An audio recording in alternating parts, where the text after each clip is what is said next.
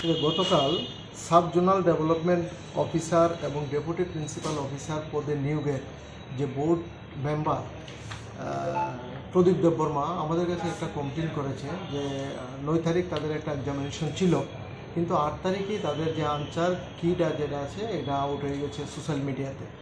এই বিষয়ে দুজনের বিরুদ্ধে কমপ্লেন দিয়েছে এবং আমরা একটা স্পেসিফিক মামলা নিয়েছি পশ্চিম থানায়, case number 70/2024 under section 120B 418 420 381 of IPC। FIR নেমে দুইজনকে দিয়েছে, সুজয় ঘোষ এবং চয়ন সাহা নামে দুইজনকে দিয়েছে। কেসের তদন্ত নেমে কেসের আয়ু চয়ন সাহাকে আমরা ডিটেইন করেছি এবং তার জিজ্ঞাসাবাদ চলছে। কবে অ্যারেস্ট করেছে? আজকে দুপুরে তাকে আটক করা হয়েছে এই কেস কানেকশনের ব্যাপারে। কোথায় বাড়ি তার বাড়ি অ্যাডভাইজার সমনিত। কি করেছে?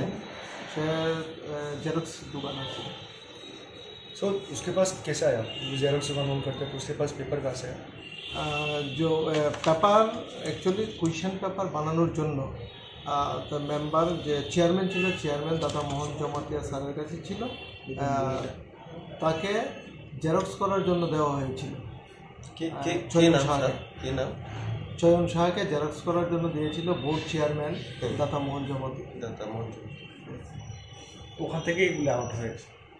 মূলত এখন প্রাথমিক তদন্তে এটাই বোঝা যাচ্ছে এখান থেকে আউট হয়েছে। अच्छा दूसरा स्टेटस का क्या, दूसरा अरेस्ट का क्या स्टेटस है?